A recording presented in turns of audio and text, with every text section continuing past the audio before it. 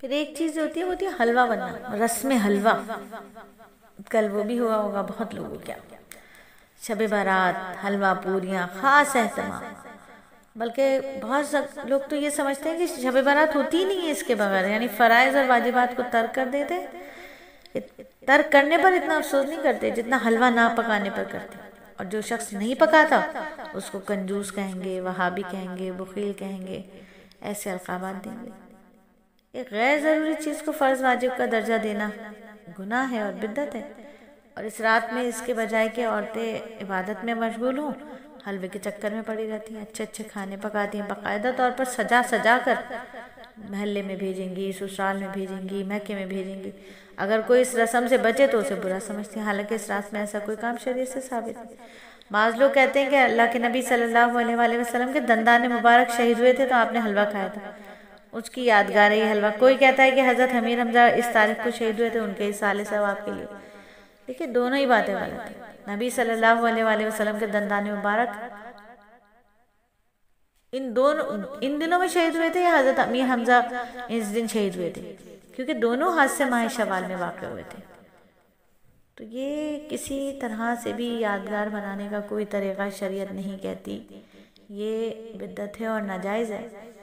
عجیب طرح کا ایصال ثواب خود ہی بنا لیا ہے کہ خود ہی حلوہ بھی پکانا ہے اور خود ہی کھا بھی لینا ہے، اور دو چار ایسے بھی ہیں رشتہ داروں کو بھی کھلا دینا ہے، فقراء اور مساکین کو بھی، ان کو بھی بھیج دینا ہے. اچھا بعض دفعہ ایسا بھی ہوتا ہے، بعض لوگ یہ بھی کرتے ہیں کہ ایک چپاتی رہتے ہیں، پتلی سی روٹی بناتے ہیں اور ذرا سا حلوہ دے کر پورے حلوے کا ثواب سمجھتے ہیں کہ مل جائے گا.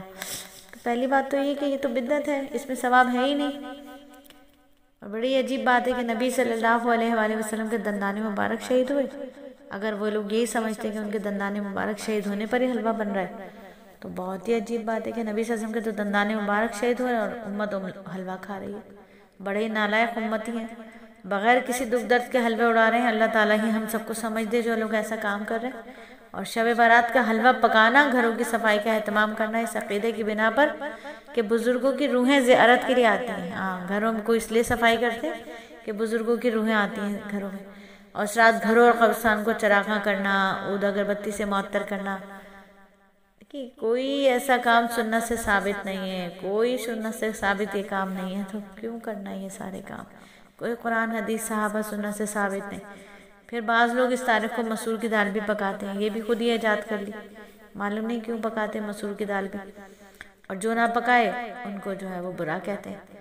برتنوں کو بدلنا کہ نئے برتن لینے ہیں، یہ اور گھر کو لیپا پوتی کرنا، یہ سب ہندوؤں کے ساتھ مشابہت ہے. اس کی قرآن حدیث میں کوئی ثابت نہیں ہے. قرآن حدیث سے سخت ممانعت ہے ایسے کاموں کی جو غیر قوموں کی مشابہت کے طور پر کیا جائے. ذکر اذکار کرنا، تلاوت کرنا، یہ کرنا چاہیے نا شب بارات میں. یہ کیا کہ چراغاں کر رہے ہیں، آتش بازی کر رہے ہیں، پھلجھڑیاں پٹاخے چھوڑ رہے ہیں. بدعت ہے، فضول کام ہے، اسراف ہے.